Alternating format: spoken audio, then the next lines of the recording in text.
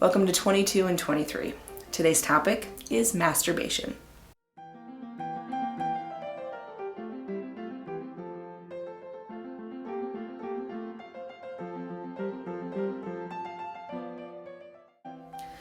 So, what is masturbation?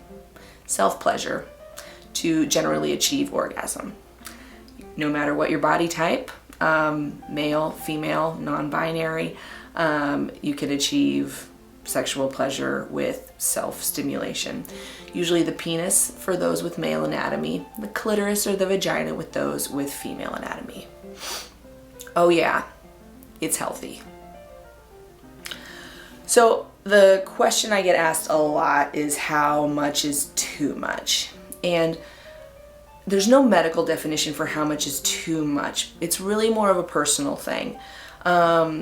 And there are a few things to though that go along with that. The first is if it is interfering with your interest in doing other things or activities that would otherwise provide joy or pleasure to you. If you're saying, I want to stay in and masturbate instead of go out to that movie or whatever, be with friends, that's probably a problem. If you find that you are masturbating so much that you're having skin issues, but you can't stop, so like chafing, then that would be an example of perhaps you need to take a little break. But otherwise, it's really just your own personal comfort and how often you feel is appropriate. For some people, that's a couple times a day. For some people, that's once a week. It's a personal thing. The other thing to talk about in the context of masturbation that some people confuse is pornography, or what causes your sexual arousal. And so it's one thing to masturbate, use fantasy, but it's another, there is potential for porn addiction and masturbation addiction tied to that porn addiction as well.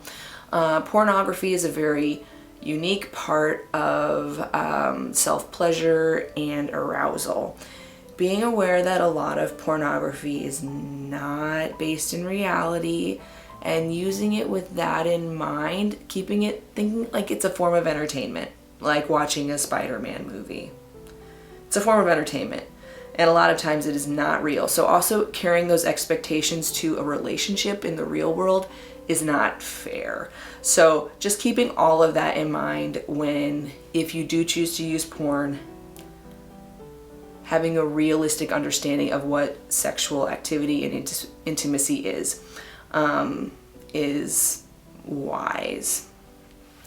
And then if you do find that you are addicted or that you're using pornography and masturbating too much, there are some support groups for that. There's specifically a website, NoFap, that is a support community for those who are addicted to pornography and masturbation. And then you can also talk to a doctor too, and we can see if there's anything else that we can guide you through. All right. Question number 1. I'm 14 and I know I've hit puberty because I have pubic hair and body odor. But one concern I have is my penis size. I masturbate a lot, like 2 to 7 times a day. And my penis is 4.5 inches when hard. Did my penis stop growing because of how much I masturbate? No, it didn't. This is a pretty common misconception, but no. You didn't stunt your growth. It's fine. And at 14, I bet your penis isn't totally done growing yet. Tough to say for sure. But also 4.5 inches is totally fine and healthy. That's the other thing to say. But no, masturbating does not cause your penis to stop growing. Question number 2. Every time I masturbate, I tend to bleed. Please help. So I'm assuming you're a female. And there are some situations where those with female anatomy bleed when they orgasm. Sometimes there is a reason for it and you should talk to your doctor, but other times if there's no reason identified, there is a small group of people who do orgasm and bleed a little bit, and we don't totally know why, but this is something I would talk to your doctor about, especially if it's not related to like where you are in your period cycle. If it's close to your period and you have a little bleeding, that's probably normal. The other thing is, how are you masturbating? Are you using something within the vagina? And if so, are you reducing the friction? Because friction within the vagina and on the vaginal walls can cause bleeding. So if you're like using a dildo and it's not lubricated well enough, you can be causing friction, and that could be causing the bleeding. So keep that in mind as well. Question number 3. I've had a continuous tingling sensation in my vagina ever since I masturbated for the first time.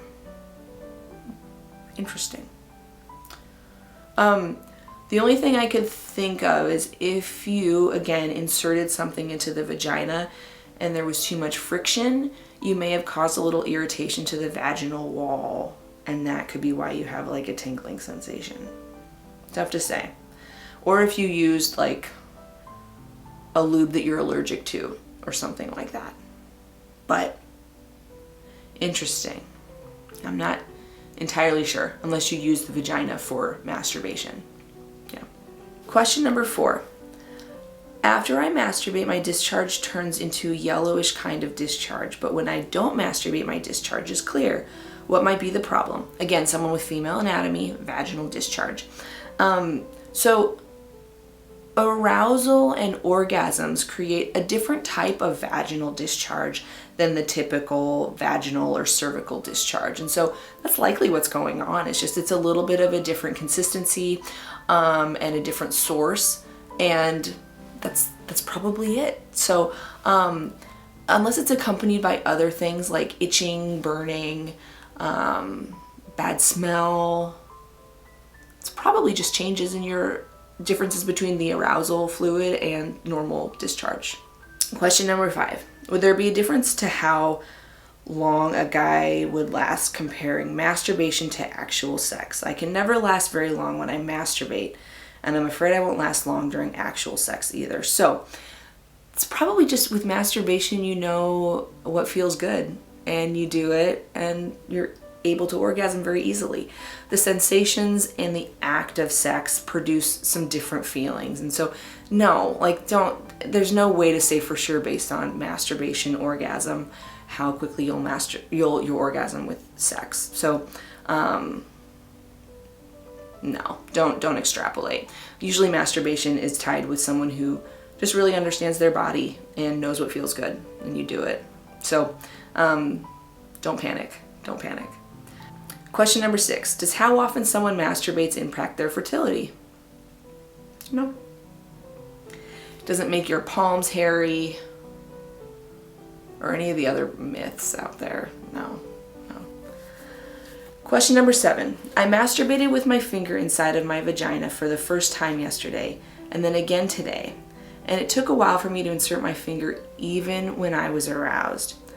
Once it was in completely, and while it was going in, it stung a little bit. Is there a possibility I could have vaginismus? So vaginismus, painful vaginal penetration for a variety of reasons, and I've talked about that in other videos. But tough to say for sure. Again, don't panic, don't jump to conclusions. This is your first time even trying vaginal penetration. 1, you could be a little bit tense, nervous, just need to relax a little bit. 2, maybe not enough lubrication, and so using a water-based lube would be completely safe and fine. 3, it's possible the hymen hasn't torn yet, and you might have maybe a smaller vaginal opening right now. And until that hymen really stretches or tears a little bit more, it might be a little bit difficult to get the finger in. So you can look with a mirror and see. But any problems, certainly talk with your doctor, but I wouldn't panic and I wouldn't jump right to that diagnosis by any means. Question number 8. The best safe lube you can recommend for male masturbation. Whatever works. If it's just you, oil-based, water-based, silicone-based, anything is fine. It's fine. I've seen in the store some people have started making like for self-stimulation lube, but don't spend your extra money on it if you don't want to. Any lube is fine. Question number 9, is it okay if I masturbate while watching lesbian videos? I don't feel guilty about it, but I know it's not real. Cool. So again, this comes back to the conversation of what arouses you, but also knowing like the limitations of reality and not having those expectations like in real life. And so generally speaking, I would say there's like minimal harm to finding arousal in certain types of pornography, but again, just understanding and having realistic expectations when it comes to intimacy with another partner.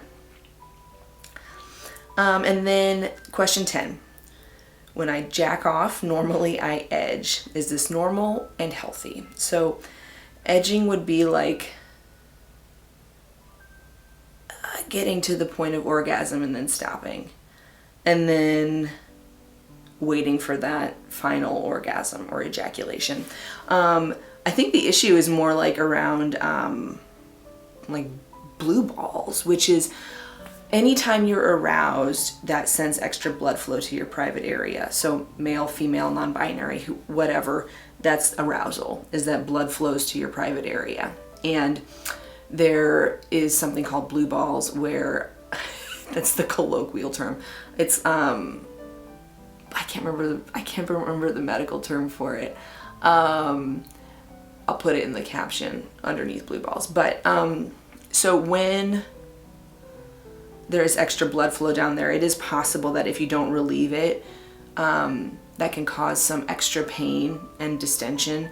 But there's no real medical harm in edging or leaving the blood flow. Eventually things will flow back out and you'll be just fine. So there's no harm in it. It's normal, it's healthy, you're okay. And that'll do it for this round of 22 and 23.